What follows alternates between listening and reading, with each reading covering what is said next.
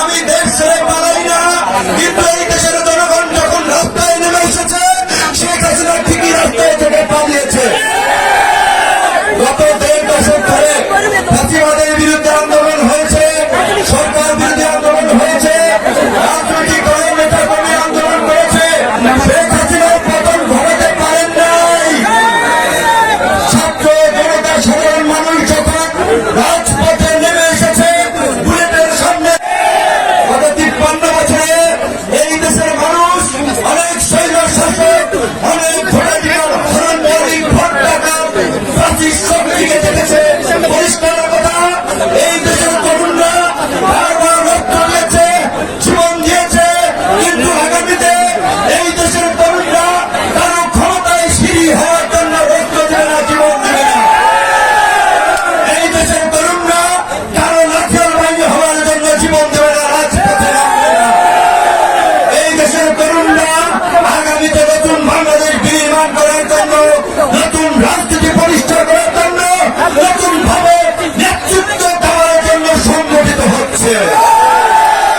পরিষ্কার কথা, এই যে আমরা রাষ্ট্রের কর্তৃত্ববাদী আচরণ আমরা বিগত সরকারগুলোর কাছে দেখেছি, আমাদের বিচার বিভাগ, আমাদের প্রশাসন, এমন কোন প্রতিষ্ঠান নাই যেটাকে আমরা জনবান্ধব বলতে পারি। আজকে গণমাধ্যমের ভাইরা ভালো করে জানে, খবর প্রকাশ করার কারণে তাদেরকে লাঞ্ছিত হতে হয়, অপমানিত হতে হয়, হামলার শিকার হতে হয়। কাজে এই যে স্বাধীন সাংবাদিকতার পথ, এইটাও নিশ্চিত করতে হবে। বিচার বিভাগের স্বাধীনতা নিশ্চিত করতে হবে, জনবান্ধব প্রশাসন গড়ে তুলতে হবে, নতুন রাজনীতি গড়ে তুলতে হবে। তার জন্য এই ছাত্র জনতা কাজ করবে। এই রাষ্ট্রের সংস্কারের জন্য আমরা যেটা দেখতে পাচ্ছি, অল্প এই কিছুদিনের মধ্যেই শেখ হাসিনার স্বৈর শাসনের পতন হলেও নব্য একদল দখলদার, চাঁদাবাজ, লুটপাটকারী, হাসপাতাল বাহিনীকে আমরা এখন দেখতে পাচ্ছি। হাসপাতাল বাহিনী, লুটেরা, দখলদার, চাঁদাবাজ, এই নব্য গজিয়তা মাফিয়াদের বিরুদ্ধে আওয়ামী লীগের মতো ঐক্যবদ্ধ হতে হবে। আওয়ামী লীগকে যেভাবে হটিয়েছি, বাংলার জমিনে আর কোন দখলদার, চাঁদাবাজ, মাফিয়া দলকে প্রতিষ্ঠিত হতে দেওয়া যাবে না। কোন দলের জন্য সংসদে এককভাবে গিয়ে মাতব্বরি করতে না পারে, তাই আমরা সংখ্যানুপাতিক নির্বাচনের দাবি জানাচ্ছি। এই সংসদকে কার্যকর সংসদ করা, জনগণের প্রতিটি ভোটের মূল্য দেওয়ার জন্য প্রত্যেকটি রাজনৈতিক দল যারা যে অনুপাতে ভোট পাবে সেই অনুপাতে তাদের প্রতিনিধিত্ব সংসদে থাকবে।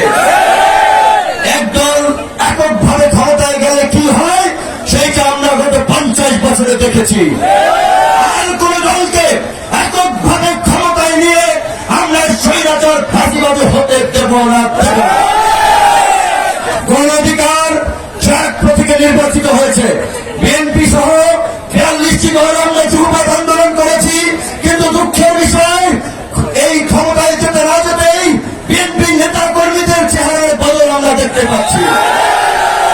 আওয়ামী ফাঁসিবাদের প্রতিধ্বনি তাদের কর্মকাণ্ড আমরা শুনতে পাচ্ছি। কাজে পরিষ্কার কথা, বিএনপি যদি এটা উপলব্ধি করে, যারা আন্দোলন করেছে বিগত 1.5 দশক রক্ত দিয়েছে, তাদের নিয়ে জাতীয় সরকার করবে, তাদের মূল্যায়ন করবে, তবেই বিএনপির সাথে জোট হবে, বিএনপির সাথে রাজনৈতিক সমঝোতা হবে। অন্যথায় বিএনপির বাইরে বিকল্প জোট হবে, বিকল্পের শক্তিকে নিয়ে এককভাবে নির্বাচন করা হবে। অনেকদিন ধরে ফিরে আসছি সেই ঐতিহাসিক শেখ সাহেবের কথার মতো চোরায় নাহি সরে ধর্মের কাহিনী। বারবার অফিস দখল হয়ে যাচ্ছে, গার্মেন্টস মিল ফ্যাক্টরি দখল হয়ে যাচ্ছে, ব্যবসা প্রতিষ্ঠান দখল হয়ে যাচ্ছে, মানুষের গেট দখল হয়ে যাচ্ছে, চর দখল হয়ে যাচ্ছে। এই দখলদারির জন্য ছাত্র জনতা জীবন দেয় নাই। কিন্তু এই যে চোরায় নাহি সরে ধর্মের কাহিনী, যারা এগুলো করছে তাদের কানে যাচ্ছে না। সরকারকে আমরা অনুরোধ করবো, অবৈধ অস্ত্র উদ্ধারের জন্য যেমনি ভাবে যৌথ বাহিনী নামানো হয়েছে, অনতিবিলম্বে এই দখলদারের চাঁদাবাজ মাফিয়াদের দমন করার জন্য এই যৌথ বাহিনীকে দিয়ে সন্ত্রাস বিরোধী কার্যক্রম পরিচালনা করতে হবে। আজকে চিন্তা করতে পারেন, আমরা যে সংগ্রাম করেছি, সেই আন্দোলনের নেতৃত্ব দিয়েছি,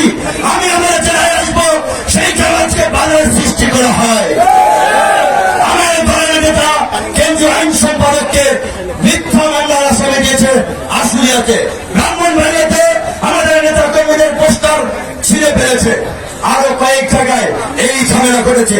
আমার খানু নারকাটি থাকে, ইউনিয়নের পার্টি নেতারা সাথী নেতারা তাদেরকে হুমকি দিচ্ছে। হ্যাঁ, তোমরা পার্টি নেতা, তোমাদের টপ লিডাররা আমাদের সাথে দেখা করার জন্য, মিটিং করার জন্য সময় চায়। বিনয়ের সাথে কথা বলে উপজেলা পর্যায়ের, জেলা পর্যায়ের পার্টি নেতা সাথী নেতা, সেই সেফাতুল্লাহ মতো বললে যুবলীগ মুজালীগ সেই রকম টাইপের নেতা তাদেরকে পাটনা গজিয়েছে, পাটনা ভেঙে যাবে, পরিষ্কার ভাবে বলে দিচ্ছি। একেবারে সুতার মতো সোজা করে ফেলাবে ছাত্র জনতা। কোন দখলদার আস্থান চাঁদাবাজের জায়গা এই নতুন বাংলাদেশে হবে না। আমি পটুয়াখালী ডিসিএসপি সহ সকল প্রশাসনকে বলবো, এই যে খেয়াঘাট, লঞ্চঘাট, এই সমস্ত জায়গায় 2 লাখ টাকা, 1 লাখ টাকা, 50,000 টাকা প্রতিযোগিতা করে 20 লাখ, 50 লাখ, 1 কোটি টাকায় ডাক উঠিয়ে তারা একটা বাণিজ্য করে। এই খেয়াঘাট, লঞ্চঘাটে কোন ডাক চলবে না। সমস্ত খেয়াঘাটের ডাক ক্যান্সেল করতে হবে।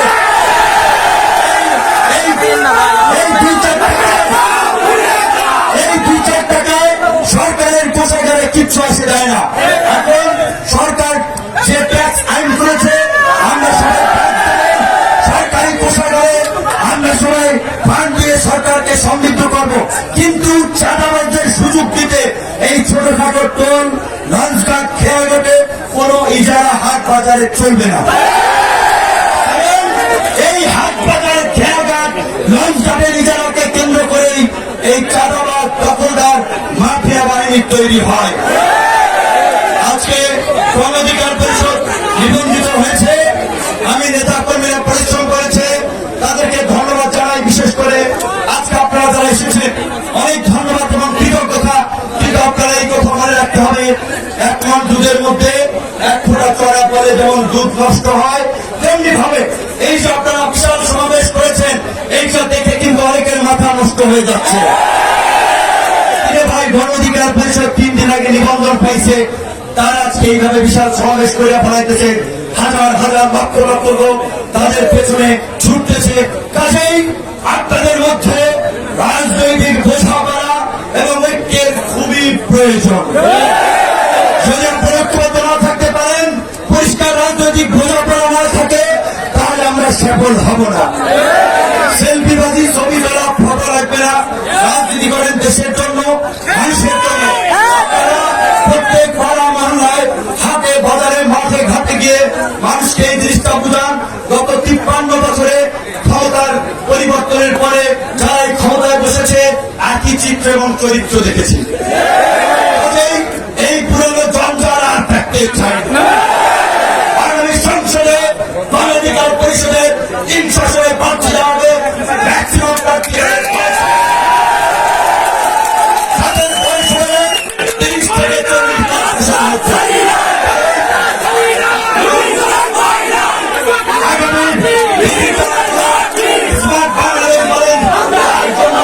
তরুণদেরকে সংগঠিত করবে। কাজী যারা এমপি নির্বাচন করবেন, উপজেলা নির্বাচন করবেন, পৌরসভা নির্বাচন করবেন, এখন থেকে জনগণের কাছে যেতে হবে, জনগণের কাছে নিজেকে তুলে ধরতে হবে। 10টা মোটরসাইকেল নিয়ে শোডাউন দিলেই জনগণ আপনাকে ভোট দিবে না। পায়ের উপরে সিগারেট টানলেই কিংবা 50 জন ছেলেপেলেকে নিয়ে রাউন্ড দিলেই জনগণ ভোট দিবে না।